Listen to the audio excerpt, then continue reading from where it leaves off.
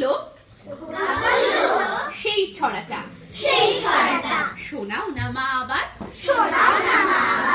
সেই যেটা খুব প্রিয় ছিল তোমার এবং বাবার।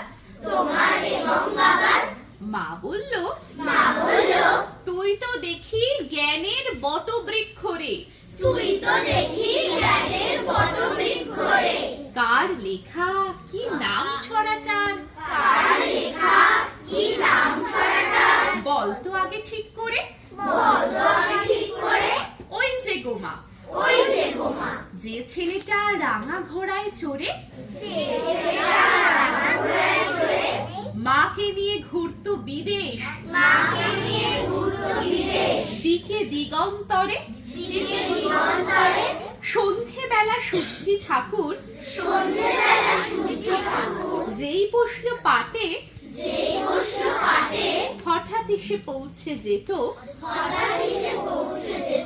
জোড়া দিঘির মাঠে। মাগো তুমি বলতে পারো জায়গাটা ঠিক কোথায়? সত্যি কি মা ভয় চলে যায় মরা নদীর সোতায়? আচ্ছা ধরো তুমি যাচ্ছ পালকি চেপে একা, পথ ঘাট সব মনীষীহীন, পাখিরও নেই দেখা, গাছের মাথায় ঘনান্ধকার, দেখা যায় না ভালো। ভাবো হঠাৎ দিঘির পাড়ে দেখতে পেলে আলো, আর তখনই শুনতে পেলে হারে রে রে রে। চোখের সামনে 10-12টা ডাকাত এলো তেড়ে। ধরো তুমি সিটিয়ে ভয়ে পালকি নিয়ে এক কোণে চুপটি বসে আমার কথা ভাবছো মনে মনে। আমি তখন সেই ছড়াটার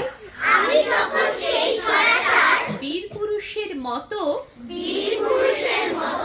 তলোয়ারের ঘায়ে ডাকাত মারছি অবিরত। আমার রণমূর্তি দেখে তোমার সে কি কষ্ট, রক্ত লেগে স্কুল ড্রেসটাও একেবারে নষ্ট। ব্যাপারটা কি রোমাঞ্চকর, ভাবা যায় না মোটে। ভাগ্যে যদি এমন সুযোগ একবারটি জোটে, সবাইকে মা দেখিয়ে দেব 100 বছর পরেও রবি ঠাকুর বীর পুরুষ